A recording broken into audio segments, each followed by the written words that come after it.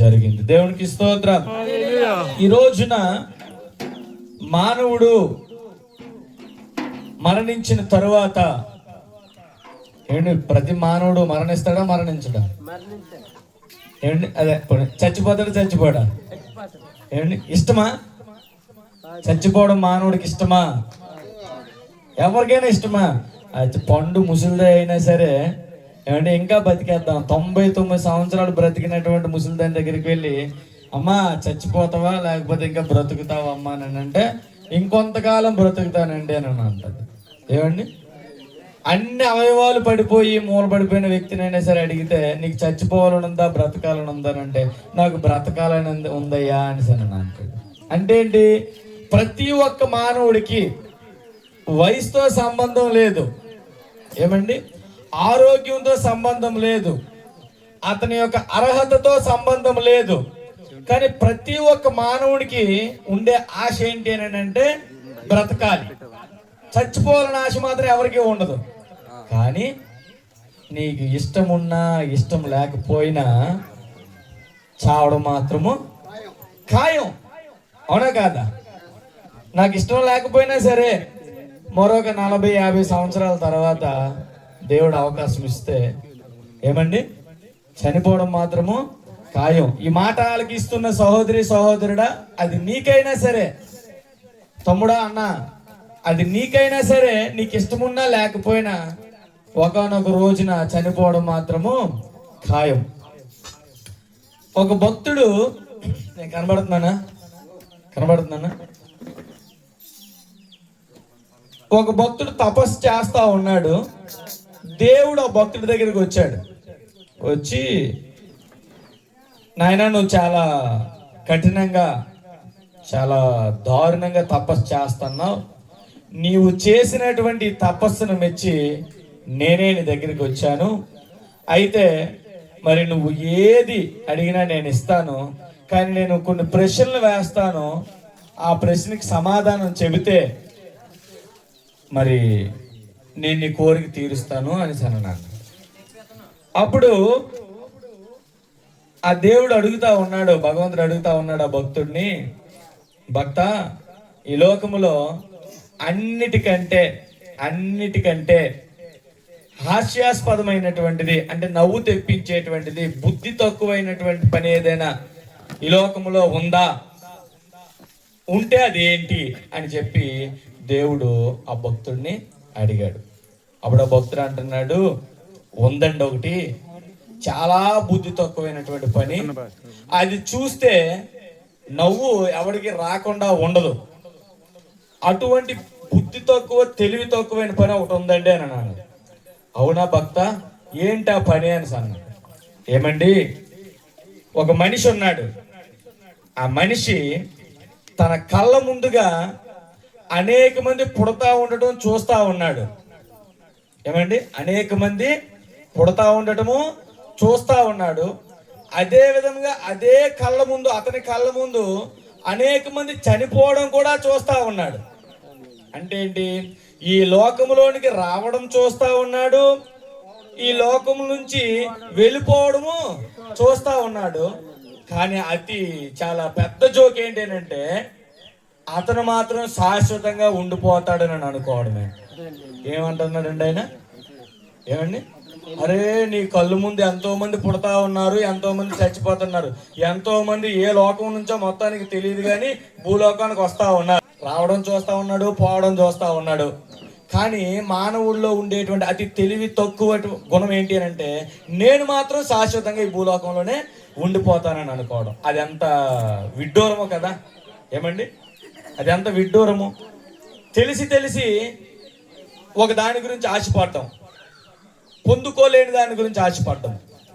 నిజమే, నీకు ఇష్టమున్నా ఇష్టం లేకపోయినా నీవు మాత్రం ఏదో ఒక రోజున ఖచ్చితంగా ఈ లోకాన్ని విడిచిపెట్టి వెళ్ళవలసిన పరిస్థితి ఉంది. ప్రియ సహోదరి సహోదరుడా, నువ్వు మంచి యవ్వన ప్రాయంలో ఉండనివ్వు, మంచి చదువుకున్న స్థాయిలో ఉండనివ్వు, లేకపోతే మంచి కండలు తిరిగి మంచి బలమైనటువంటి స్థితిలో ఉండనివ్వు. కానీ ఒకానొక సమయంలో ఈ లోకాన్ని విడిచిపెట్టి నీకు ఇష్టమైన వారిని విడిచిపెట్టి, నీ బంధువులను విడిచిపెట్టి, నీ ఇంటిలో ఉన్న వారిని విడిచిపెట్టి, నీకున్నవన్నిటిని విడిచిపెట్టి, ఈ లోకాన్ని విడిచిపెట్టి వేరే లోకానికి వెళ్ళవలసిన అవసరం ఎంతైనా పరిస్థితి నీ జీవితంలో ఖచ్చితంగా ఉంది ఉంది ఉంది. ఇది ఖచ్చితంగా ఒప్పుకోవాలా. నువ్వు ఒప్పుకోలేనంత మాత్రాన్ని నీ జీవితంలో జరగకుండా ఆగిపోదు. నేను ఒప్పుకోనండి బాబు, నేను ఒప్పుకోనంటే అది జరగకుండా ఆగుతుందా నీ జీవితంలో? ఖచ్చితంగా జరిగి తీరుతుంది. ఖచ్చితంగా చస్తావు ఒక రోజున, నువ్వు నేను కూడాను. రైట్, సరే చస్తాము, పోతాము. ఏమండి, ఇప్పుడు ఒక ఆయన ఉన్నాడు, వెంకట్రావు అనేటువంటి ఒక ఆయన ఉన్నాడు, చచ్చిపోయాడు. ఏమంటాము? చచ్చి పోయాడు. ఎక్కడికి పోయాడు? పోయాడంటే ఇక్కడ లేడు, పోయాడు, వెళ్ళిపోయాడు. మనల్ని వదిలేసాడురా, వదిలేసి వెళ్ళిపోయాడురా, వెళ్ళిపోయాడు. ఎక్కడికి వెళ్ళిపోయాడు? ఏమండి, అంటే పోవడం అనేటువంటిది మాత్రం జరుగుతూ ఉంది. ఇక్కడి నుంచి పోవడం అనేటువంటి మాత్రము, ఎక్కడికి పోతున్నారు, ఎక్కడికి వెళ్ళిపోతున్నారు? మనకన్నా ముందు చనిపోయిన వాళ్ళు ఎక్కడికి వెళ్తా ఉన్నారు, మన తర్వాత చనిపోయిన వాళ్ళు ఎక్కడికి వెళ్తారు, మనం చనిపోతే మనం ఎక్కడికి వెళ్తాము? ఈ రోజున తెలుసుకోవాల్సిన పరిస్థితి ఎంతైనా ఉంది. దేవునికి స్తోత్రం. ఎక్కడికి వెళ్తారని అంటే అందరికి బాగా తెలిసినటువంటి విషయమే. అయితే స్వర్గము లేకపోతే నరకము. ఏమండి? అయితే స్వర్గము లేకపోతే నరకము. ఈ స్వర్గం అనేటువంటిది ఏంటి, నరకం అనేటువంటిది ఏంటి? ఈ రెండింటికే వెళ్ళాలా అని అంటే ఖచ్చితంగా 100% ఈ రెండు తప్ప వేరే గమ్యమేమీ కూడా లేదు, వేరే దిక్కేమీ కూడా లేదు. అయితే నరకానికి వెళ్ళాలా లేకపోతే స్వర్గానికి వెళ్ళాలా? స్వర్గం ఎలా ఉంటుంది మనందరికి బాగా తెలుసు. ఏమండి, చాలా ఆనందంతో సంతోషంతో ఏమండి అక్కడ జీవిస్తామంట. అక్కడ ఆకలి ఉండదు, దప్పిక ఉండదు, దాహం అయ్యదు. ఏమండి, ఏ చింత ఉండదు, దిగులు ఉండదు, హోంవర్క్లు ఉండవు, చదువుకోవాలని బెంగ ఉండదు, ఉదయం లెగిసి కూలి పనికి వెళ్ళాలనే బెంగ ఉండదు. ఏమండి, వంట వండాలని బెంగ ఉండదు, తినాలని బెంగ ఉండదు, ఏం బెంగ ఉండదు అక్కడ స్వర్గంలో. ఏమండి, దేవుడు ఉండే స్థానంలో చాలా సంతోషంగా ఉంటాం. కానీ అదే నరకంలో అయితే ప్రియమైనటువంటి వాళ్ళరా, ఈ రోజున నరకం అనేటువంటిది ఎలా ఉంటుంది అనే విషయాన్ని నేను మీకు తెలియపరచాలనుకుంటున్నాను. దేవునికి స్తోత్రం. స్వర్గం అంటే చాలా మందికి బాగా తెలుసు, కానీ నరకం అనేటువంటిది ఎలా ఉంటుందో ఏమండి చాలా మందికి తెలియదు. సరే, ఓకే, ఒక మాటలో చెప్పాలంటే నరకం అనేటువంటిది చాలా చెడ్డ స్థితి, చాలా చెడ్డ ప్లేస్. ఏమండి, మనందరికీ ఎంత మాత్రం సరే. ఇప్పుడు ఒక చిన్న పిల్లోడిని అడిగినా, ఒక ముసలమ్మని అడిగినా, ఎవరిని అడిగినా, నువ్వు స్వర్గానికి వెళ్ళాలనుకుంటున్నావా నరకానికి వెళ్ళాలనుకుంటున్నావా అంటే ఏం చెప్తారు? ఏం పేరమ్మా నీ పేరు? సౌజన్య, నువ్వు స్వర్గంకి వెళ్ళాలనుకుంటున్నావా నరకానికి వెళ్ళాలనుకుంటున్నావా? నీకు ఏది ఇష్టం ఈ రెండిట్లో? వెరీ గుడ్, దేవునికి స్తోత్రం. ఆ చిన్నపిల్లకి స్వర్గమే ఇష్టం అంట. అమ్మా, మామ, నువ్వు స్వర్గానికి వెళ్ళాలనుకుంటావా నరకానికి వెళ్ళాలనుకుంటున్నావా? ఏమ్మా, నువ్వు కూడా స్వర్గమే? ఏంటి, అందరికి స్వర్గమే కావాలా, నరకం వద్దు? ఎందుకు నరకం వద్దు? ఏమండి, నరకం అంటే ఎవరికి ఇష్టం లేదు. నరకానికి వెళ్ళడము ఏ ఒక్క మనిషికి కూడా ఇష్టం ఉండదు. ఎందుకని అంటే అది చాలా చెడ్డ పరిస్థితి, అది చాలా చెడ్డ ప్లేస్, అది ఎంత మాత్రం మంచిది కాదు. దేవునికి స్తోత్రం, హల్లెలూయా. అయితే అందరికీ స్వర్గంకి వెళ్ళాలనే ఉంటది. మరి అందరూ వెళ్ళిపోతారా? అందరూ వెళ్ళిపోతారా? అందరూ వెళ్ళరు. ఎందుకు వెళ్ళరు అని అంటే ఒకటే ఒక ఆన్సర్, యేసు బాబు నమ్ముకోలేదండి, లేకపోతే వాళ్ళు అలగలేదండి, ఇలా ఇది కాదు. ఒకే ఒక్క జవాబు ఏంటి అని అంటే ఎందుకు అందరూ స్వర్గానికి వెళ్ళరు అని అంటే స్వర్గానికి వెళ్ళటానికి కావలసినంత అర్హతను వాళ్ళు సంపాదించుకోరు. ఏం సంపాదించుకోవాలా? ఇప్పుడు నువ్వు ఒక ఉద్యోగంలో జాయిన్ అవ్వాలనుకో, ఏమండి నీకేముండాలా? ఏముండాలండి? ఒక అర్హత ఉండాలా, అవునా కాదా?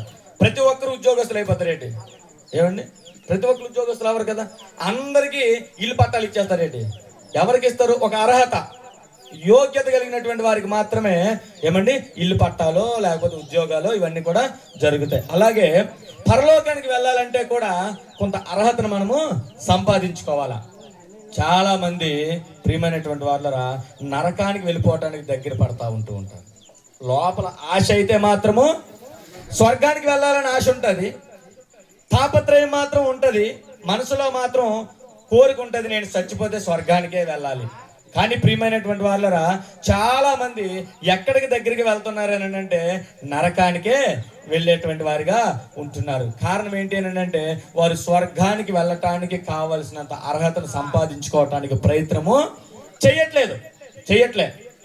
ఉద్యోగం లేకుండా ఉండటానికి నువ్వేం చేయక్కర్లే, ఆటోమేటిక్గా నీకు ఉద్యోగం రాకుండా ఉంటుంది, అవునా కదా?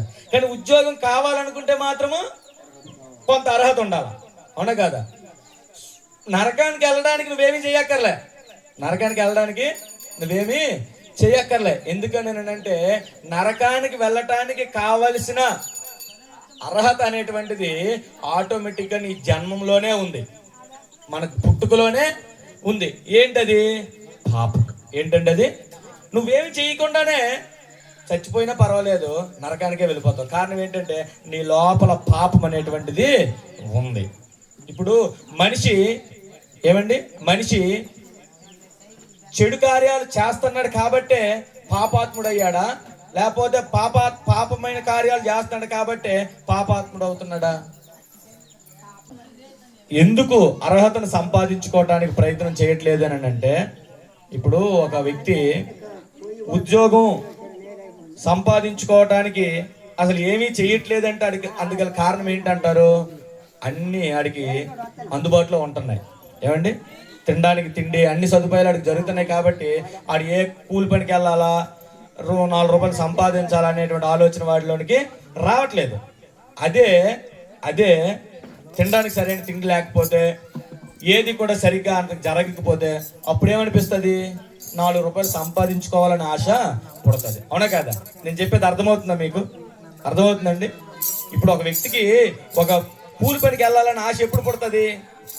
తినడానికి సరైన తిండి దొరకపోతే, సరైన సదుపాయాలు లేకపోతే అప్పుడు ఒక ఉద్యోగం చేసుకోవాలా, లేకపోతే ఒక కూలి పనికి వెళ్ళాలా, బాగా చదువుకోవాలా అనేటువంటి ఆలోచన కలుగుతుంది. ఉద్యోగం సంపాదించుకోవడానికి కావాల్సిన అర్హతను సంపాదించుకోవాలని ఆశ పుడుతుంది. కానీ అన్ని సదుపాయాలు జరుగుతూ ఉన్నాయి అనుకోండి, వాడికి ఉద్యోగం చేయాలనిపిస్తుందా? కూలి పనికి వెళ్ళాలనిపిస్తుందా? 4 రూపాయలు సంపాదించుకోవాలని ఆశ పుడుతుందా? పుట్టదు.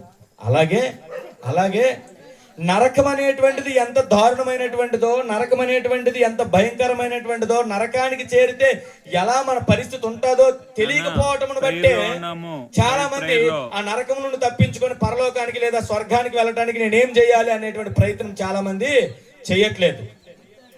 ఏమండి? అర్థమవుతుందా నేను చెప్పింది? అర్థమవుతుందా? చాలా మంది ఎందుకు మోక్షానికి చేరటానికి కావలసినంత అర్హతను నేను సంపాదించుకోవాలి, నేను ఏం చేస్తే ఆ దేవుడి దగ్గరికి వెళ్తాను, నేను ఏం చేస్తే ఆ స్వర్గానికి చేరుతాను, నేను ఏం చేస్తే ఆ పరలోకానికి వెళ్ళే అర్హతను సంపాదించుకుంటానని చెప్పి మనిషి ఎందుకు ప్రయత్నం చేయట్లేదు అని అంటే, అలా చేయకపోతే నరకానికి వెళితే నరకము ఎంత భయంకరమైనటువంటిదో, నరకము ఎంత ఘోరమైనటువంటిదో, నరకములో ఏముంటుందో తెలుసుకోకపోవటమును బట్టే ఆ పర్వాలే చచ్చిపోతాం, ఏముంది, వెళ్తాం, నరకానికి ఏముంది అని చెప్పి చాలా మంది చాలా సింపుల్ గా తీసి పారేస్తున్నారు. అవునంటారు కాదంటారా నేను చెప్పేది? ఏమండి, మనం ఒక వ్యక్తి దగ్గరికి వెళ్ళి, నాయన యేసుబాబుని నమ్ముకోరా లేకపోతే నరకానికి వెళ్ళిపోతావరు అని అంటే చాలా మంది ఏమంటారు పొగరగా, చచ్చిపోతాం, పోతాం, నరకానికి ఏమి, నేనే కదా పోతాను, నువ్వు గట్ట పోతావేట, నా బతుకు నా ఇష్టం, నేను నరకానికి వెళ్ళిపోతాను, నీకేట వచ్చింది? అలా ఎందుకు అంటున్నారు? అలాగ ఎందుకు అంత గీరగా, లేకపోతే అంత నిర్లక్ష్యంగా ఎందుకు అలా మాట్లాడుతున్నారంటే వాడికి తెలియదు నరకం అంటే ఏంటో, నరకం ఎంత భయంకరమైనటువంటిదో, నరకం ఎంత ప్రమాదకరమైనటువంటిదో, నరకంలో ఎలాంటి ఆటలు ఉంటాయో తెలియదు కాబట్టే నరకాన్ని చాలా సింపుల్ గా తీసుకుంటున్నారు. పోతాం, నరకానికి ఏమైందిలే, పోతాం, చచ్చిపోతాం, రేపు నరకానికి వెళ్ళిపోతాం, ఏటైపోయింది, నేనే కదా వెళ్ళిపోతాను అనుకోని చాలా మంది గీరగా సమాధానాలు చెప్తారు. ప్రియమైనటువంటి వాళ్ళరా, ఈరోజు ఈ మైక్ సిస్టమ్ ద్వారా ఇక్కడున్న ప్రజలందరికీ నేను తెలియపరచాలనుకుంటున్నాను, నరకం అనేటువంటిది ఎంత ఘోరమైనటువంటిదో. ఏమండి? ఒకసారి చదువుదాం బైబిల్ గ్రంథంలో నుంచి. మార్కు సువార్త 9వ అధ్యాయం 47వ వచనం ఒకసారి చదవండి. మార్కు సువార్త 9వ అధ్యాయం 47. నీ కన్ను నిన్ను అభ్యంతరపరిచిన ఎడల దాన్ని తీసివేసి పారవేయము. 2 కన్నులు కలిగి నరకములో పడివేయబడుట కంటే ఒంటి కన్ను గలవాడవై దేవునికి స్తోత్రం, హల్లెలూయా. హల్లెలూయా. చూడండి అక్కడ ఏమంటూ ఉన్నాడు అని అంటే మత్తయి 25:41. సారీ. అప్పుడు ఆయన శపించబడిన వారులారా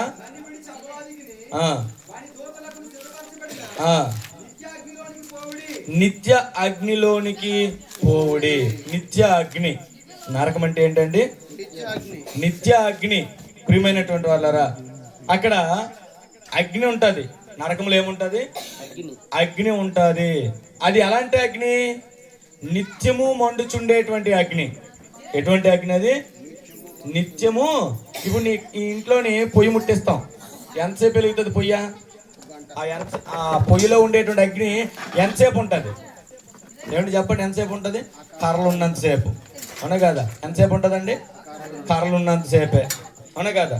కర్రలు కాలిపి బూడిదైపోతే ఆ పొయ్యిలో ఉన్న అగ్ని కూడా, అంటే అందులో ఉన్న అగ్ని కొంతసేపే. కానీ ఒక మాట జాగ్రత్తగా ఆలోచించండి, నరకంలో కూడా అగ్ని ఉంది. ఎక్కడుంది? నరకంలో కూడా అగ్ని ఉంది. కానీ ఆ అగ్ని ఎటువంటి అగ్ని అంటే ప్రియమైనటువంటి వాళ్ళరా, నిత్య అగ్ని. అంటే ఏంటి? ఆరిపోని అగ్ని. దేవునికి స్తోత్రం, హల్లెలూయా, హల్లెలూయా.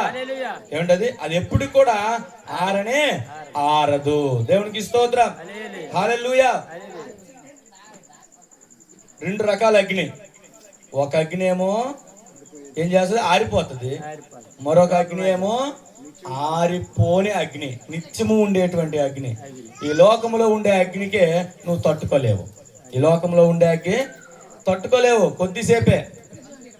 పొయ్యి మీద తప్పాలు పెడతాము, గుడ్డతో దించుతాము, మసిగుడ్డతో దించుతాం. ఒక్కొక్కసారి మరిసిపోయి తొందరలో ఆ పొంగిపోయి ఆ పప్పు లేకపోతే ఎసరో పొంగిపోయి పొయ్యిలోకి పడిపోతుంటే గాబరాగా పుసుకుని ముట్టేస్తాం. ఏమవుతుంది? వెంటనే వదిలేస్తావు.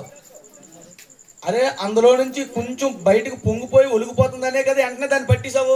ఇప్పుడేం చేసావు? కాలిపోతుందని చెప్పి తప్పేలా వదిలేసావు. మొత్తం ఇప్పుడేమైంది?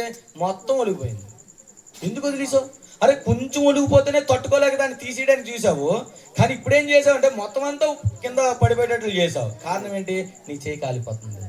ఏమైంది? నీ చెయ్యి కాలిపోతుంది. అరే ఎందుకు? అరే చెయ్యి కాలిపోతే ఏమైంది? అబ్బో మంట, బాధ, ఏమాత్రం దీనికే. కానీ నరకంలో కూడా అగ్ని ఉంటుంది. కానీ ఆ అగ్ని ప్రియమైనటువంటి వాళ్ళరా ఆరిపోదు. ఆ అగ్నిలో ఉండేటువంటి గొప్పతనం ఏంటో తెలుసా? ఆ అగ్నిలో ఏమంటే పురుగు చావదు. ఏం చావదంట అంటే నీ ఆత్మ చావనే, అంటే నశింపదు. అక్కడ నాశనం అనేటువంటిది జరగదు ప్రియమైనటువంటి వాళ్ళరా. అంటే నిత్యము ఉంటది అక్కడ. నీకు నిత్యము బాధ ఉంటది. ఒక 5 నిమిషాలు 10 నిమిషాలు ఉండేటువంటి బాధ కాదు అక్కడ ఉండే బాధ.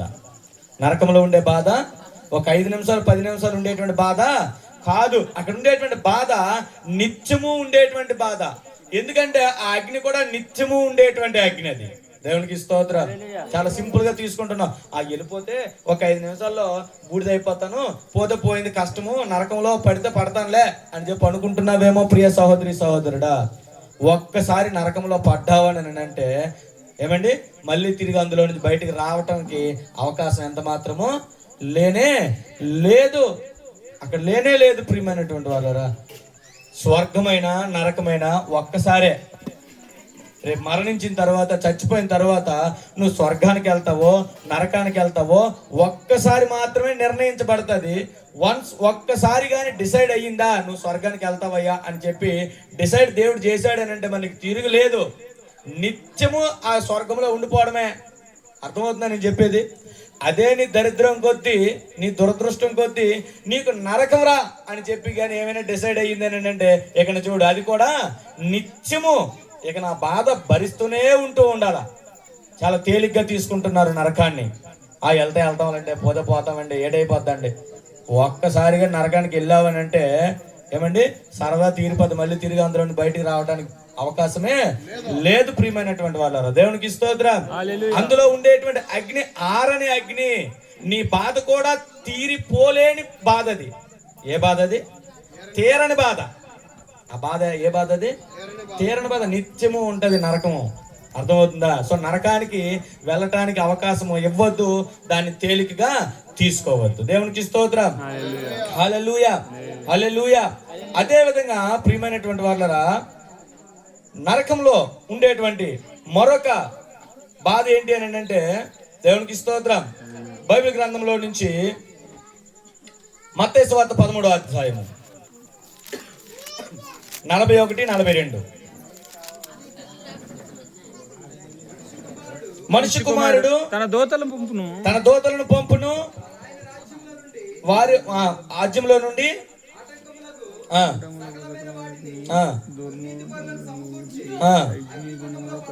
అగ్నిగుండములో పడవేయుదురు, అక్కడ ఏడ్పును పండ్లు కొరుకుటయు ఉండును. దేవునికి స్తోత్రం. హల్లెలూయా. ఏముంటదంట? అగ్నిగుండంలో పడవేయబడుదురు, అక్కడ ఏముంటదంట? ఏడుపు పండ్లు కొరకటం. దేవునికి స్తోత్రం. హల్లెలూయా. నరకంలో ఏముంటదంటే ఆనందం ఉండదు. నరకంలో ఏముంటది అని అంటే సంతోషం ఉండదు. నరకంలో ఏముంటది అని అంటే ఏడుపు. ఏముంటదమ్మా? ఇక్కడ ఏడిసింది చాలదా? భూలోకంలో ఏడిసిన ఏడుపు చాలదా? ఇంకా చచ్చిన తర్వాత నరకంలో కూడా ఏడాలా? ఏమండి, చాలా మంది చాలా తేలిగ్గా తీసుకుంటున్నారు. ప్రియమైనటువంటి వాళ్ళారా, నరకములో ఏడుపు ఉంటది. పండ్లు ఎందుకు కొరుకుతారు? పండ్లు ఎందుకు కొరుకుతారండి? ఎవడైనా పాపం ఎందుకు గట్టి కొరుకుతారు? పరపర సౌండ్లు వస్తాయి కొంతమంది కొరికితే. ఏమండి, ఎందుకట? కోపం, ఏమి చేయలేక. ఎవడైనా పండ్లు ఎందుకు కొరుకుతారండి? శాతకానోడు పండ్లు కొరుకుతాడు, ఎందుకంటే ఏమి చెయ్యలేడు కాబట్టి. ఏమి చేయలేక ఆడిగాడు పండ్లు కట్టి బిగించేసుకొని కరిచేసుకుంటుంటాడు. నరకంలో కూడా అదే. ఎందుకనంటే అక్కడ కూడా నువ్వు చేసేది ఏమీ లేదు, అనుభవించడం తప్ప ఏమి చేసేది లేదు. ఏమండి, ఏడిసి అందులో బయట పడాలని ఎంత ప్రయత్నం చేసినా బయట పడలేక ఇంకా కోప్పడి పండ్లు కొరుక్కొని ఏడవడం తప్ప అందులో నుంచి బయటపడడానికి అవకాశం ఎంత మాత్రమో లేదు. ప్రియమైనటువంటి వాళ్ళు, అక్కడ ఏడుపు పండ్లు కొరుకుట. దేవునికి స్తోత్రం. రష్యాలో ఒక ఆయన తన యొక్క పొలంలో పెద్ద బావి తవ్విస్తా ఉన్నాడు. కొన్ని వందల మీటర్లు తవ్వుతా ఉన్నాడు, అడుగులు తవ్వుతా ఉన్నాడు. కానీ నీళ్ళు మాత్రం రావట్లే. కానీ ఆయన మాత్రం గొప్ప ముండోడు. ఎలాగైనా ఇందులో నుంచి నీళ్ళు రావాలని చెప్పి ఏమండి మనుషులను పెట్టి ఇచ్చి లోతుకు తవ్వుతూనే ఉన్నాడు. లోపలికి వెళ్తా ఉంటుంటే చీకటి అయిపోతా ఉంది. అయినా సరే ఈయన మాత్రము పట్టు వదలట్లేదు. తవ్వండి అని చెప్పేసి తాళ్ళు దింపించి లోపలికి తవ్వుతా ఉంటుంటే ఒక కొంత ప్లేస్కి వెళ్ళిన తర్వాత ఏమండి ఆ ప్లేస్ లో ఏమి వినిపిస్తుంది అంటే ఏడుపులు వినిపిస్తా ఉన్నాయి. ఏమి వినిపిస్తా ఉన్నాయి?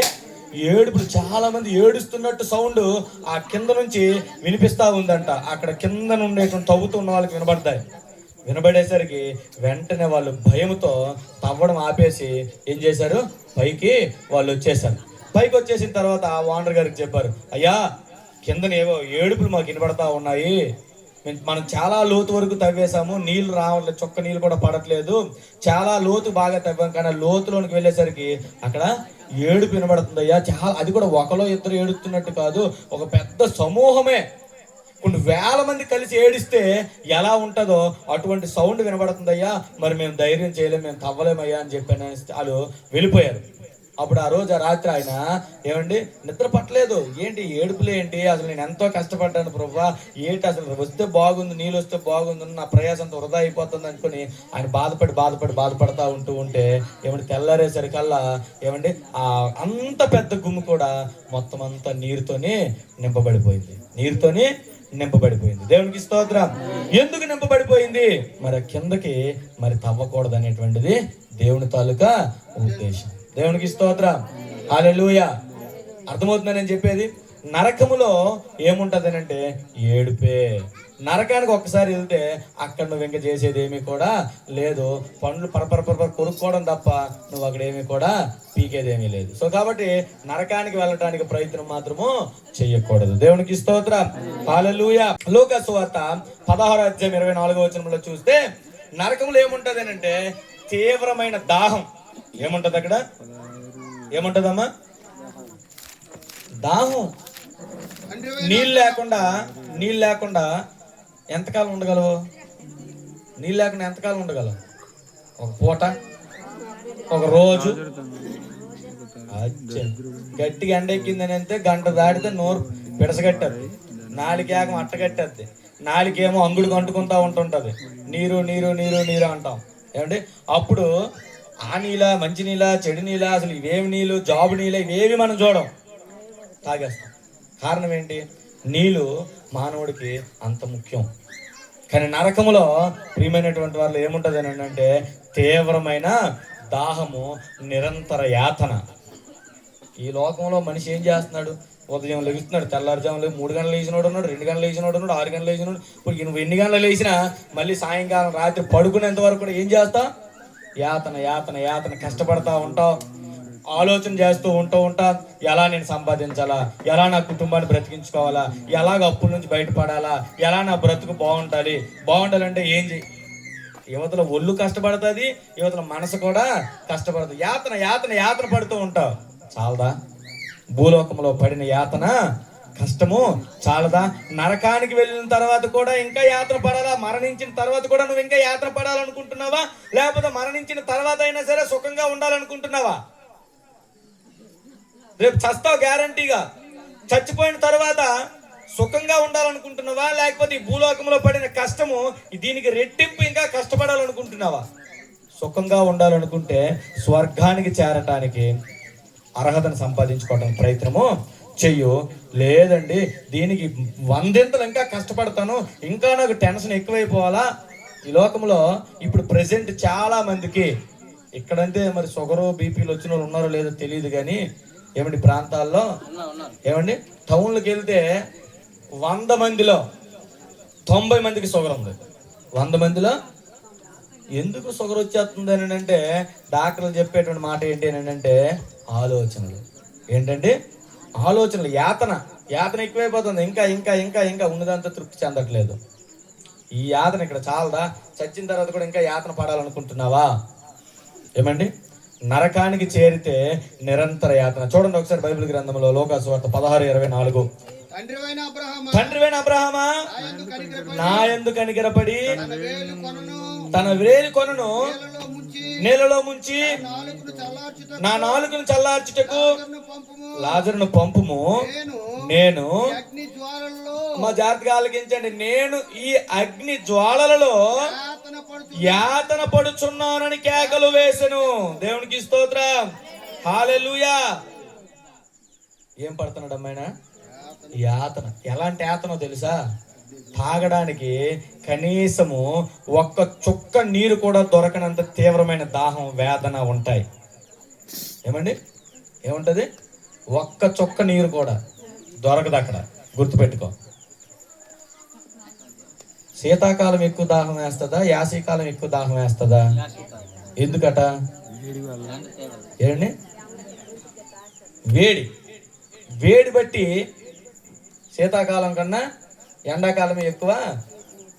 అరే ఈ సూర్యుడు ఎండికి ఎండకే నీ నోరు దాహంతో నింపబడిపోతూ ఉంటే మరి నరకంలో ఉండేటువంటి ఆ వేడికో, అక్కడ ఉండేటువంటి అగ్ని వేడికో నీకు ఇంకెంత దాహం వేయాలో ఒకసారి ఆలోచన చెయ్యి. ఆకలి వేసినోడికి తెలుస్తుంది అట ఆకలి బాధ ఏటో, అవునా కాదా? దాహం వేసినోడికి తెలుస్తుంది దాహం బాధ. అందుకేనేమో దేవుడు యాసీ కాలంలో ఇటువంటి మాటలు తెలియపరుస్తా ఉన్నాడు.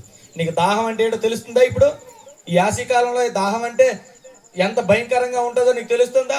అడవిలోనికి వెళ్తే, కర్రలకో దేనికో వెళ్తే తాగడానికి సరైనటువంటి నీరు టైంకి దొరకపోతే నీ మనసు ఎంత బాధపడుతుందో, నీ నాలుక ఎంత ఇబ్బంది పడుతుందో, నీ నోరు ఎంత ఇబ్బంది పడుతుందో నీకు తెలుసు కదా.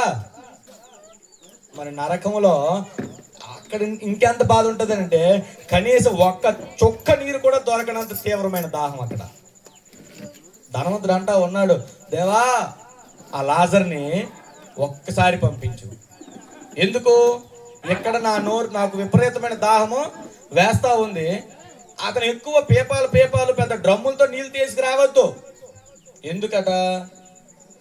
ఏంటి ఎందుకట? అంత అవసరం లేదు నాకు అంత అవసరం లేదు. ఎంత కావాలా? ఒక్క చుక్క. ఎంతట? చిటికిన వేలు అక్కడున్న నీళ్ళలో ముంచి నా నాలిక మీద వేయు. అంటే ఒక్క చుక్క కూడా దొరకనంత పరిస్థితిలో ఉన్నావయ్యా ధనవంతుడా నరకంలో అని అంటే అవును. ఆయన అనే మాట ఏంటంటే అవును. నేను ఈ నరకంలో యాతన పడుతున్నాను, ఒక్క చుక్క నీరు కూడా దొరకనటువంటి స్థితి ఇది. నరకం అంటే అంత ఆషామాషి కాదు. నరకం అంటే అంత తేలికైనటువంటిది, నువ్వు అనుకునేటువంటి సుఖభోగాలు ఉండేటువంటిది కాదు నరకము. యమగోళ సినిమా చూసి చాలా మంది అనేసుకుంటున్నారు, అలాగ ఉంటది అనుకుంటున్నారేమో.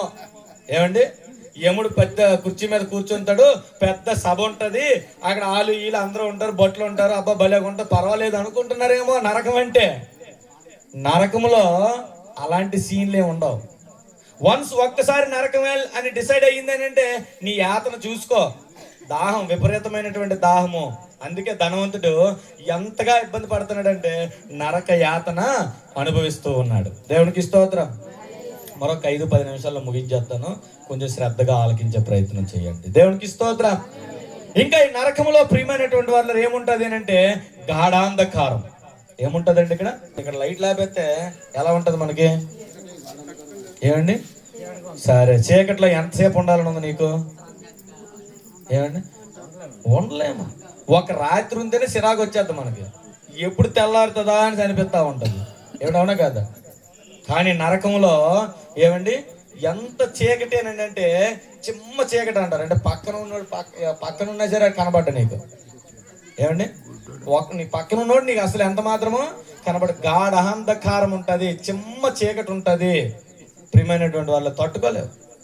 జైల్లో ఎక్కువ అల్లరి చేసిన వాళ్ళని, అంటే ఏంటి, చాలా ఘోరమైనటువంటి తప్పులు చేసిన వాళ్ళని జైలుకి పంపిస్తారు. ఆ జైల్లో కూడా ఇంకా పిచ్చి పిచ్చి ఆశలు వేసిన వాళ్ళు ఉంటారు కొంతమంది. ఆ జైల్లో కూడా ఇంకా రౌడీజం చేసిన వాళ్ళు, వాళ్ళని తీసుకెళ్ళి ఎక్కడ పడతారో తెలుసా? ఏమండి, గట్టిగా చీకటి కలిగినటువంటి ఒక రూమ్ ఉంటది. అందులోని కనీసం వెలుతురు, చిన్న కిరణం కూడా రాదు అందులోకి. అంత చీకటి ఉండేటువంటి రూమ్ లోనికి అది ఎందుకు అలా పడేస్తారంటే ఏమంటే ఆ చీకటి గదిని మానవుడు తట్టుకోలేడు. అంత పనిష్మెంట్, అది గొప్ప శిక్ష. నీకు తెలియట్లేదేమో. చిన్నపిల్లల్ని అడగండి. ఇప్పుడున్న టీచర్స్ మరి పిల్లలకి అలా చేస్తున్నారో ఏదో తెలియదు, కానీ మేము చదివేటప్పుడు పిల్లల్ని అల్లరి చేస్తే ఏం చేశారు తెలుసా? బాత్రూంలో పెట్టి తలుపు వేసి తాళం గడెట్టేశారు. ఎందుకు? గొప్ప చీకటి ఉంటుంది ఆ రూము. చీకటి ఉంటే ఎంత భయమో తెలుసా? ఏమండి, చీకటి ఎంత భయంకరంగా ఉంటుందో తెలుసా? మరి అటువంటిది నరకంలో ఏముంటది అని అంటే ప్రియమైనటువంటి వాళ్ళరా, చిట్ట చీకటి, గాఢాంధకారమైనటువంటి దట్టమైన గాఢాంధకారం. ఎటువంటిదండి? దట్టమైనటువంటి గాఢాంధకారం. బైబిల్ గ్రంథంలో ఒకసారి చూద్దాం, అది అవునా కాదా అని. దేవునికి స్తోత్రం. యోధా గ్రంథము 1వ అధ్యాయం 13వ వచనం ఒకసారి చూడండి. యోధా గ్రంథము 1వ అధ్యాయం 13వ వచనం. నరకం అనేటువంటిది ఎంత భయంకరంగా ఉంటుందో. తమ అవమానమును నురగను వెళ్ళగ్రక్కువారై సముద్రము యొక్కయు అలలుగాను చుక్కలుగాను ఉన్నారు. వారి కొరకు నిరంతరము భద్రము చేయబడి ఉన్నది. దేవునికి స్తోత్రం. గాఢాంధకారము నిరంతరము భద్రము చేయబడి ఉన్నది. నరకం అంటే ఏంటి అని అంటే వెలుతురుతో నింపబడి ఉండదు. నేను మళ్ళీ చెప్తున్నాను, ఈ సినిమా చూసుకొని చాలా మంది నరకాన్ని చాలా తక్కువ అంచనా వేస్తున్నారు. నరకం అనేటువంటిది ఎంత భయంకరమైనటువంటిది అంటే ప్రియ సహోదరి సహోదరులరా, అది గాఢాంధకారమైనటువంటిది, దట్టమైన గాఢాంధకారం. గుర్తుపెట్టుకో. చిమ్మ చీకటి, రాత్రిపూట 1 గంట కరెంట్ పోతే లైట్లన్నీ ఆపేస్తే నిద్ర పట్టదు. కొంతమందికి బెడ్ లైట్ ఉండాలి కనీసం పడుకున్నప్పుడైనా సరే. ఏమండి, వంటగదిలో లైట్ వేసుకొని ఇక్కడ బెడ్రూమ్ లో పడుకుంటారు. ఎందుకంటే కొంచెం వెలుతురైనా ఉండాలండి, నిద్ర పట్టాలంటే. కరెంట్ పోతే ఎవరికి నిద్ర పడుతుందా? ఎందుకు? అంత చిమ్మ చీకటిని తట్టుకోలేడు. మరి అటువంటిది నరకంలో ఎంత చీకటి ఉంటది అంటే ఏమంటే అంత భయంకరమైనటువంటి చీకటి మనము తట్టుకోలేము. అదేవిధంగా పేతురు రాసిన 2వ పత్రికలో ఉంటది, కటిక చీకటి బిలములు అని ఉంటది. నరకాన్ని దేంతో పోల్చాడు? కటిక చీకటి అయినటువంటి బిలము. బిలం అంటే ఒక రూమ్ లాంటిది. ఏమంటే బిలం అంటే ఒక రూమ్ లాంటిది. అందులోనికి కటికమైనటువంటి చీకటి ఉంటది. ప్రియమైనటువంటి వాళ్ళ నరకాన్ని తక్కువగా అంచనా వేయద్దు. చివరిగా మరొక మాట చెప్పి నేను మీకు అందులో తప్పించుకోవాలంటే ఏం చేయాలో ఒక మాట చెప్పి నేను ముగించేస్తాను. ఓకేనా? దేవునికి స్తోత్రం. నరకం అనేటువంటిది ఏంటి అని అంటే మొదటిది అది ఆరిపోయినటువంటి అగ్ని. నరకములో ఏడుపు, పండ్లు కొరకటమే ఉంటది. నరకములో తీవ్రమైనటువంటి దాహం ఉంటది. నరకములో గాఢాంధకారమైనటువంటి చీకటి, దట్టమైనటువంటి చీకటి ఉంటది. అదే విధముగా నరకం అంటే యుగ యుగములు ఉండేటువంటి నిత్య శిక్ష, ఎటర్నల్ పనిష్మెంట్. ఏంటంటే అది నిత్యము ఉండేటువంటి శిక్ష. ప్రియ సహోదరి సహోదరులారా, ఈ లోకంలో చాలా మంది తప్పుడుగా మానవుల్లో నరకం గురించి ఏమని ఆలోచన తెలియపరుస్తున్నారో తెలుసా?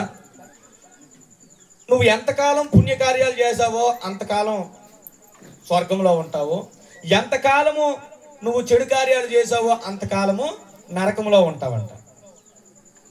అంటే ఇప్పుడు ఒక 10 సంవత్సరాలు నువ్వు పాపిష్టి దానిగా బ్రతికావు అనుకో, ఆ 10 సంవత్సరాలకు తగ్గట్టుగా ఇంతకాలం నువ్వు నరకంలో ఉండయ్యా అని చెప్పి డిసైడ్ చేస్తాడట. చేసిన తర్వాత అక్కడ డిసైడ్ అయిపోయిన తర్వాత ఏమండి, అక్కడ నుండి ఆ టైం అయిపోయిన తర్వాత హల్లెలూయా, అది డిసైడ్ అయిపోయిన తర్వాత తిరిగి మళ్ళీ స్వర్గానికి మనం వచ్చేస్తామట. ఏమండి, కానీ బైబుల్ చెప్తా ఉంది నరకమైన స్వర్గమైన ఏంటి అంటే నిత్యము ఉంటామట. ఎందులో ఉంటాం? ఎంతసేపు ఉంటామండి? అది మా పురుగు గురించి చూడకండారా, నా మాట గురించి ఆలకించండారా. దేవునికి స్తోత్రం, హల్లెలూయా. ఏమండి, నరకం అనేటువంటిది ఏంటి అని అంటే నిత్యము ఉండేటువంటి పనిష్మెంట్. ఒక్కసారి బైబిల్లో ఒక మాట చూద్దాం. మత్తయి సువార్త 25:46. 25:46 మత్తయి సువార్త. మీరు నిత్య శిక్షకును నీతిమంతులు నిత్య జీవమునకు పోవుదురు. నిత్య శిక్ష, నిత్య జీవము అంటే ఏంటి?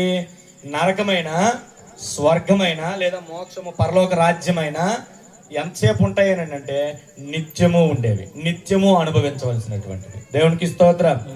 మళ్ళీ చెప్తున్నాను, నరకాన్ని అంత తక్కువగా అంచనా వెయ్యకండి. సో కాబట్టి ఖచ్చితంగా నరకంలో నుంచి తప్పించుకోవాలంటే ఏం చెయ్యాలి అని చెప్పి ప్రతి మానవుడు ఖచ్చితంగా ప్రయత్నము చేసి తీరాల. లేదనంటే నరకంలో తీరిపోద్ది ఆట. ఏమండి, అక్కడ నిత్యము అగ్ని ఉంటుంది. సరే, ఓకే. నరకంలో నుంచి తప్పించుకోవాలంటే బైబిల్ ఏమని చెప్తుంది, ఏం చేయాలని చెప్తా ఉంది? ఒక మాట చూపించి నేను ముగించేస్తాను, ఓకేనా? మత్తయి సువార్త 3వ అధ్యాయము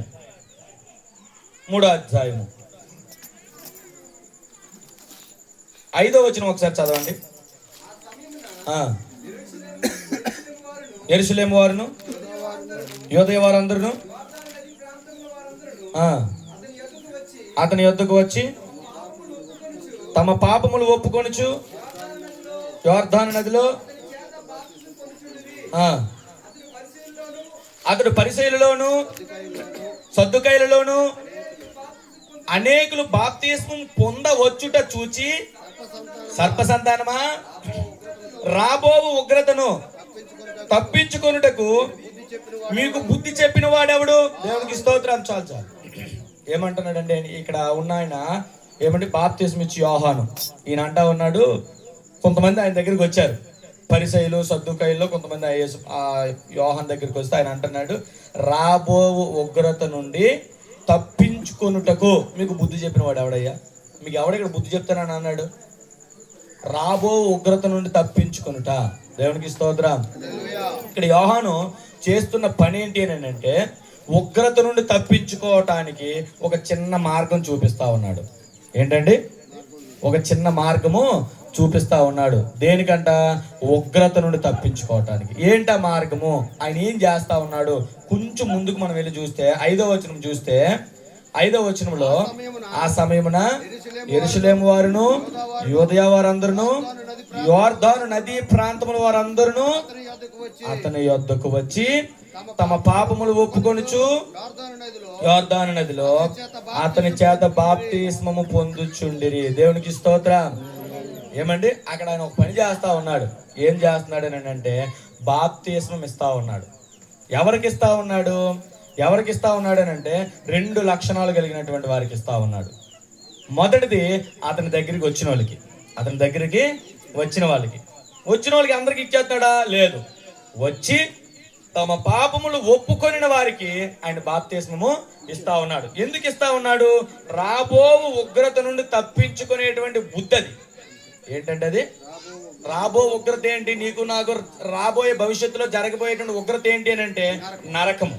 ఏంటంటే అది అంతకు మించినటువంటి దరిద్రం ఇంకొకటి లేదు మన జీవితంలో. నరకానికి చేరటం కన్నా మరి గొప్ప దరిద్రము, గొప్ప శిక్ష ఇంకేమీ కూడా లేదు. అందులో నుంచి తప్పించబడాలి అని అంటే మొట్టమొదటిగా ఏమండి, నువ్వేం చేయాలా? యేసు ప్రభు వారి వద్దకు రావాలా. వచ్చినటువంటి నీవు ఏం చేయాలా? నీ పాపములను, నీ లోపల ఉండేటువంటి చెడు గుణాలను, చెడు వ్యసనాలను యేసు ప్రభు వారి దగ్గర ఒప్పుకోవాలా. ఒప్పుకున్న నీవు ఏమండి ఏం చేయాలా? దైవజనుడి ద్వారా బాప్తిస్మము పొందుకోవాలా. ఇదే బుద్ధి. ఏ బుద్ధిది? ఉగ్రత నుండి తప్పించుకునేటువంటి బుద్ధి. ఏ బుద్ధి అండి ఇది? నరకములో నుంచి తప్పించుకునేటువంటి బుద్ధి. దేవునికి స్తోత్రం. మొదటిది యేసు ప్రభు దగ్గరికి రావాలి. యేసు ప్రభు దగ్గరికి రాకపోతే ఏమవుతుంది ఏంటంటే ఉగ్రత నుండి తప్పించబడవు, జాగ్రత్త. నరకంలో నుంచి తప్పించబడవు, జాగ్రత్త అని బైబిల్ తెలియపరుస్తా ఉంది. దేవునికి స్తోత్రం. ఒక ఆవిడ్ని పట్టుకున్నారు. ఏమని పట్టుకున్నారంటే, ఈ అమ్మ వ్యభిచారం చేస్తూ దొరికిపోయింది అని చెప్పి పట్టుకున్నారు. యేసయ్య దగ్గరికి తీసుకొని వచ్చారు. తీసుకొని వచ్చి, ఈ అమ్మను మేము అందరం రాళ్లతో కొట్టి చంపేయాలనుకుంటున్నాము. మేమేం చేయాలనుకుంటున్నాము? ఈ అమ్మని రాళ్లతో కొట్టి చంపేయాలని అనుకుంటున్నాము. సో కాబట్టి మరి యేసు ప్రభువా నువ్వేం చెప్తావు? మేము ఈ అమ్మని రాళ్ళతో కొట్టి చంపిమని నువ్వు కూడా చెప్తావా అని అంటే, అప్పుడు యేసయ్య ఏం చేశాడు అని అంటే, కిందకి దిగి వాళ్ళందరి పాపాలు ఏం చేస్తున్నాడు రాస్తూ ఏమన్నాడు అని అంటే, సరే మీరన్నట్టుగానే రాళ్లతో కొట్టి చంపేయండి ఈ అమ్మ, ఎందుకంటే తప్పుడు పని చేసింది, మంచి పని కాదు, అది వ్యభిచారం చేయడం మంచిది కాదు, తప్పుడు పని చేసింది కాబట్టి ఈ అమ్మను కొట్టి చంపేయండి. అయితే మీలో ఎవరైతే ఏ తప్పు చేయలేదో వాళ్ళు ముందు రాయేయండి. ఏమన్నాడు యేసయ్య? మీలో ఎవరైతే ఏ పాపము చేయలేదో వారు మొదట ముందు ఒక రాయి వెయ్యండి, మిగతా వాళ్ళందరూ తర్వాత రాళ్ళు వేసి వచ్చాను అన్నాడు. కానీ ఏ ఒక్కడు కూడా ముందుకు రాలేదు. ఇప్పుడు ఏసై ఏం చేశాడు? ఆ అమ్మని కాపాడా లేదా? అప్పుడు వాళ్ళందరూ వెళ్ళిపోతే అప్పుడు ఏసై లెగిసాడు, చూశాడు, ఏమా ఒకరు కూడా నీ మీద రాయి వేయలేదా అని అంటే, వేయలేదండి అని అంటే, అది నేను కూడా రాయి వేయడానికి రాలేదమ్మా, నేను కూడా నీ మీద రాయి వెయ్యను అని అన్నాడు. నేను కూడా నీ మీద రాయి వెయ్యను అన్నాడు తప్ప వెయ్యలేనమ్మా అని అనలేదు. ఆయనకి వేసే రైట్స్ ఉన్నాయి, కానీ ఆయన వెయ్యను అని అన్నాడు. ఎందుకంటే ఆయన కాపాడడానికి వచ్చాడు కాబట్టి వెయ్యలేదు. అయితే ఇక్కడ ఒక మాట ఆలకించండి.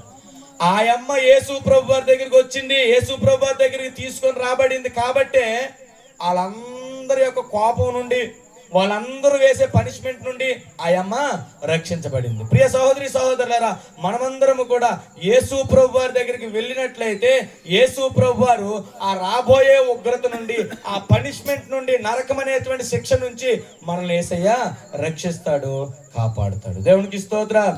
హల్లెలూయా. రెండోదిగా నువ్వు చేయాల్సింది ఏంటంటే, నీ పాపాలను ఒప్పుకోవాలా. ఏం చేయాలా? ఒప్పుకోవాలా. చేసిన దాన్ని ఒప్పుకోవడానికి సిగ్గెందుకు? ఎవరి దగ్గర ఒప్పుకోవాలా? అన్ని తెలిసినోడి దగ్గర. మళ్ళీ ఎవరి దగ్గర? ఇప్పుడు నువ్వు దొంగతనం చేస్తున్నావు, నేను చూశాను, ఎవరికి తెలియదు. ఎవరికి తెలుసు?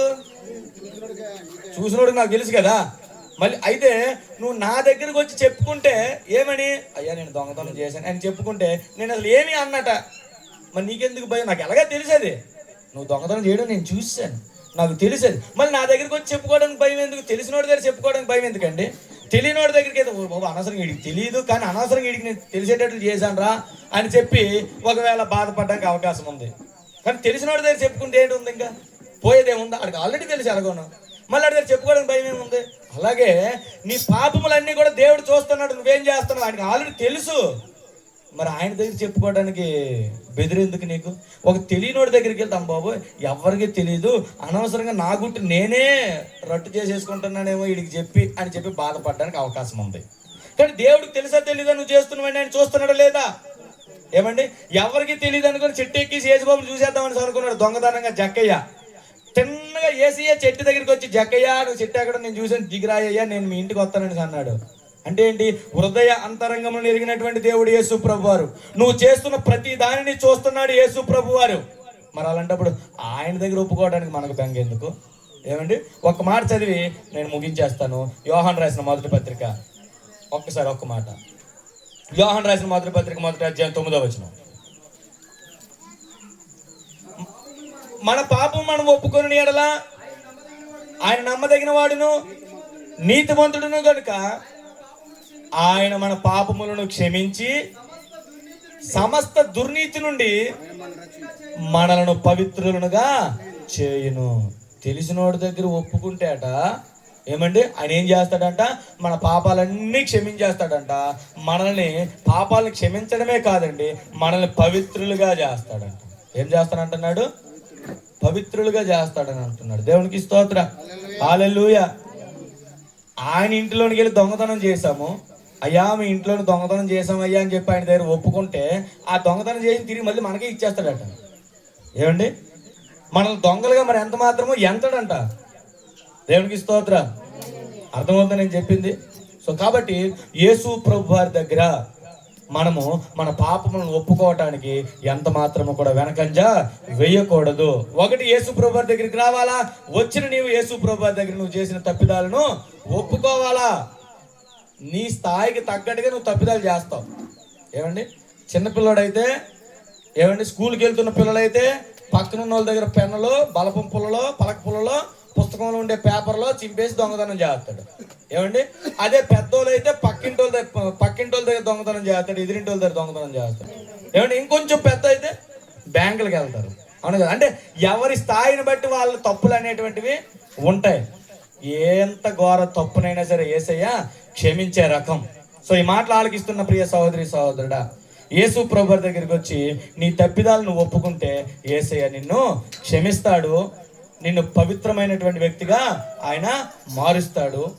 దైవజనుని ద్వారా నువ్వు బాప్తిసం తీసుకుంటే నేను యేసు ప్రభువాన్ని నా సొంత రక్షకునిగా అంగీకరించానని చెప్పి అనేక మందికి తెలియపరిస్తే అప్పుడు ఆ నరకం అనేటువంటి ఉగ్రత నుండి నీవు తప్పించబడతావు. నరకాన్ని తక్కువ చేసి చూడొద్దు, ఆ పోదా పోదాం అండి అని చెప్పి తింగర తమ సమాధానం చెప్పావనంటే నరకంలో ఏడుపు ఉంటుంది, నరకంలో తీవ్రమైన దాహం ఉంటుంది, నరకంలో అంత సరదాగా వెలుతురు గట్టే ఉండదు, దట్టమైన చీకటి ఉంటుంది, అందులోని అది కూడా ఆరిపోని అగ్ని ఉంటుంది, అందులోని అది కూడా నిత్యము ఉంటుంది.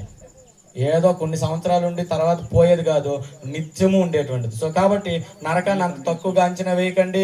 నరకంలో నుంచి తప్పించుకోవటానికి, పరలోకానికి చేరటానికి ఏం చేయాలో అది చేయటానికి ప్రతి ఒక్కరు ప్రయత్నము చేయండి. నేను తెలియపరిచే మాట ఏంటంటే, యేసు ప్రభు వారి నమ్మకం ఉంచి యేసు ప్రభు వారి దగ్గరికి వచ్చి యేసు ప్రభు వారి దగ్గర నీ పాపాలు ఒప్పుకొని బాప్తిసం తీసుకుంటే నువ్వు ఖచ్చితంగా నరకంలో నుంచి తప్పించబడతావు. దేవుడి కొద్ది మాటలని మనందరి వెనుకట్లో దీవించి ఆశీర్వదించి స్థిరపరచును గాక. ఆమేన్. దేవునికి స్తోత్రం. పాస్టర్ గారు ప్రసన్న కుమార్ గారు ఉన్నారు, మరి ఆయన ముందుకు వచ్చి చెప్పబడిన వాక్యాన్ని బట్టి ప్రార్థన చేస్తారు. ప్రార్థన మనందరం ఏకీభవించుదాం. ప్రార్థన చేసుకుందాం. దయచేసి కుర్చీల మీద లేచి నిలబడదాం. ఒకసారి హృదయపూర్వకంగా ఒకసారి దేవానికి స్తోత్రములు ప్రభా. ఇదిగో అనేక మార్లు ఈ వాక్యాన్ని వింటూ ఉన్న ప్రభా తండ్రి, ఇదిగో నరకం ఒకటి ఉందని ప్రభా మర్చిపోయే పరిస్థితులు కూడా మేము వెళ్తున్న పరిస్థితుల్లో ప్రభా ఇస్తాయా, ఇదిగో నీ దాసుని ముఖాంతరంలో నుంచి మరొకసారి నాయన ప్రభా, ఇదిగో నరకము ఎలాంటిదో ప్రభా తండ్రి, ఇదిగో నాయన నీ వాక్యపు లేఖనాల నుంచి ప్రభా తండ్రి బయలుపరిచిన విధానం బట్టి నీకు స్తోత్రములు చెల్లిస్తున్నాం ప్రభా. ఇదిగో అనేక మార్లు ప్రభా నీ వాక్యం వింటూనే ప్రభా జీవితాలు మార్పు లేక దేవా తండ్రి నరకం ఉందని ప్రభా తండ్రి, నరకానికి మేము దాసులం అయిపోతామేమో, నరకంలో పడిపోతామేమో, ఓ నరకానికి చేరువైపోతామేమో భయం మాలో కలుగకుండానే ప్రభా తండ్రి మేము జీవిస్తున్నామేమో ప్రభా తండ్రి. గొప్ప దేవుడానికి స్తోత్రములు చెల్లిస్తున్నాం. మేము చేస్తున్న ప్రతి పాపము నుండి ప్రభువుకు విడిపించే దేవుడు మాకున్నా ప్రభా. దేవా పాపము నుండి శాపమును విడిపించుటకు ఈ లోకమునకు పరిశుద్ధుడిగా వచ్చిన దేవుడు నాయనానికి స్తోత్రములు చెల్లిస్తున్నాం ప్రభా. ఇదిగో నాని స్థలములో ప్రభా తండ్రి నాయన ఉన్న సంఘమును బట్టి చేతులకు అప్పగించుకుంటున్నాను ప్రభా. సంఘములను ప్రతి ఒక్క బిడ్డను కూడా జ్ఞాపకం చేసుకోమని అడుగుతున్నాం ప్రభా. నీకు వందనాలు తండ్రి. నిజమే ప్రభా, నిత్య నాశనం అనబడినటువంటి అగ్ని ఆరదు, పురుగు చావదు నాయనా తండ్రి. ఆ నరకములో ప్రభా తన యాతన కలుగుతుంది ప్రభా. అయా దాహమని కేకలు వేయడం ఉంటది కానీ నీరు దొరకని ప్రాంతము ప్రదేశము ప్రభా తండ్రి పరిశుద్ధుడు నాయన నీకు వందనాలు. ఇదిగో నాయన ప్రభా యుగ యుగములు ప్రభా తండ్రి ఆ మండే అగ్ని గుండను తప్పించుటకు ప్రభా ఈ లోకమునకు శరీరధారిగా వచ్చిన వాడానికి స్తోత్రములు చెల్లిస్తున్నాము ప్రభా. నీకు వందనాలు తండ్రి. దైవానికి స్తోత్రములు ప్రభు. ఎంత గొప్ప రక్షణ మేము నిర్లక్ష్యం చేసి ఎలా తప్పించుకుందామో ప్రభా తండ్రి. నాయన నీకు స్తోత్రములు చెల్లిస్తున్నాం. ఈ స్థలంలో ప్రభు నీ వాక్యము నాయన విత్తబడిన ప్రతి మాట యేసు నామములు స్థిరపరచబడిన గాక, యేసు నామములు కార్యసిద్ధి కలుగు చేయదుము గాక ప్రార్థిస్తున్నాము తండ్రి. ఇదిగో ఈ స్థలం అంతా కూడా నీ ఆధీనంలో ఉంచుకోమని అడుగుతున్నాం ప్రభా. ఈ ప్రాంగణం అంతా కూడా నీ ప్రభావం కనపరచమని అడుగుతున్నాం ప్రభా. ఇదిగో మీరు వెళ్ళుడి సువార్త ప్రకటించారని సెలవిస్తున్నాం ప్రభా. ఇదిగో దేవు ఒక దినం ముందు అయ్యా ఎవరు వెళ్ళదనంటే ఇదిగో రాళ్ళు చెట్టులు సాక్ష్యం ఇస్తారని సెలవిచ్చిన దేవుడు ప్రభా. ఇదిగో దేవానికి స్తోత్రములు చెల్లిస్తున్నాం. ఇదిగో నన్ను దాస్తుని ప్రభు నడిపించిన విధానం బట్టి నీకు వందనాలు ప్రభా. విత్తబడిన ప్రతి మాట ప్రభుని కార్యసిద్ధి కలుగు చేస్తున్నందుకు స్తోత్రములు చెల్లిస్తున్నాము నాయన. నిజమే ప్రభా, ఈ గ్రామంలో ఎవరి బిడ్డలు జ్ఞాపకం చేసుకోండి ప్రభా. ఈ గ్రామంలో ముసలి వాళ్ళు జ్ఞాపకం చేసుకుని, వృద్ధులను నాయన మధ్యస్థ వయస్సులను, చిన్నబిడ్డలను, పసిపిల్లలను ప్రతి ఒక్కరిని కూడా జ్ఞాపకం చేసుకోమని అడుగుతున్నాం ప్రభా. ఇదిగో ఈ గ్రామ ప్రజలు ఎవరు చూడట్లేదు కదా. అయ్యో మేము నాయన ప్రభా తండ్రి ఓ పట్టణాలకు దూరంగా ఉన్నాము కదా, మమ్మల్ని ఎవరు పరిశీలించట్లేదు కదా, ఓ మా దగ్గరికి ఎవరు రావట్లేదు కదా అడుగుతున్న ప్రతి వ్యక్తిని కూడా ఇదిగో పరలోకమందున్న దేవుడు చూస్తూ ఉన్నాడని దేవా తండ్రి నేటి దినం ఈ వాక్యము నీ బిడ్డల కొరకు తీసుకొచ్చి నీ విధాన బట్టికి స్తోత్రములు చెల్లిస్తున్నాము తండ్రి.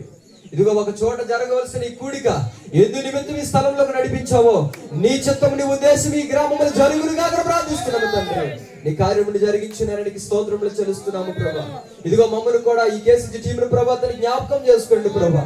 ఇదిగో ఎంతమంది బిడ్డలు ప్రభా, ఎవరి బిడ్డలు అందరూ కలిసి ప్రభా మాతో కూడా పని సేవకులు, దైవ సేవకులు కూడా ఏర్పాటు చేసి ఇదిగో ఆయా ప్రాంతాలు సువార్త జరుడి కృప చూపించిన విధానం బట్టికి స్తోత్రములు చెల్లిస్తున్నాం. ఇక నూతన ఆరోగ్యమును, బలమును, శక్తిని, నీ నూతన దైవికమైన నడిపింపును ఒక దయచేయమని అడుగుతున్నాం ప్రభా. నీకు స్తోత్రములు చెల్లిస్తున్నాము తండ్రి. దయమా ఈ రాత్రి నా నీ గ్రామమును దర్శించినందుకు వందనాలు చెల్లిస్తున్నాం. నీ దాసుని ముఖాంతుడి వాక్యం ద్వారా బలపరిచినందుకు స్తోత్రములు చెల్లిస్తున్నాం. ఇదిగో నీ మాట వెనక దేవుడు అంటే లెక్క చేయని వాళ్ళకు నీ వాక్యము ద్వారా నరకముందని సూటిగా మాట్లాడేందుకు స్తోత్రములు చెల్లిస్తున్నాం ప్రభా. నాయన నీకు వందనాలు. నిజమే ప్రభా, ధనవంతుడు వెళ్ళిపోతూ నాయనా అయ్యా నాకు ఒక్క అవకాశం ఇవ్వండి, నా బంధువులు ఉన్నారు, నా రక్త సంబంధులు వారికి చెప్తానంటే లేదు లేదు వారికి చెప్పడానికి ప్రవక్తలు పెట్టిన వారు ఉన్నారు, వారికి చెప్పడానికి యాజకులు ఉన్నారు, ప్రకటించే సువార్థికులు ఉన్నారు. నిజమే ప్రభు, ఒక్కసారి మా ప్రాణం పోతే ఎక్కడికి వెళ్తామో ఒక దైవికమైన భయమును కలుగు చేయమని అడుగుతున్నాం ప్రభా. నీకు వందనాలు. ఇవి ఈ వీధిలో ఉన్నవారు నన్ను ఇంకెంతమంది రక్షణ లేక ఉన్నారో యేసు నామములో ఈ మాట ద్వారా హృదయంలో అలజడి కలుగు చేయదువు గాక, వారి హృదయంలో నూతనమైన మార్పును తీసుకొచ్చిదువు గాక ప్రార్థిస్తున్నాము తండ్రి. నడిపించి మీ నామానికి మహిమ తెచ్చుకోమని దైవానికి స్తుతులు స్తోత్రములు చెల్లిస్తున్నాం. ఇదిగో ఈ స్థలంలో పరిచయం చేస్తున్న సేవకులు నన్ను వైటి ప్రసాద్ గారి మీద ప్రార్థన చేస్తున్నాను. నీ సేవకుని అతని సంఘమును పరిచయం కుటుంబాన్ని దీవించి ఆశీర్వదించమని అడుగుతున్నాం ప్రభా. ఇదిగో ఈ స్థలంలో ఉన్న మిగతా ఉన్నటువంటి బిడ్డలు ప్రభా, కొన్ని కుటుంబాలు ప్రభా యేసు నామముని ప్రేమలో పట్టబడుని కాక ప్రార్థిస్తున్నాము తండ్రి. నడిపించునని నీకు వందనాలు.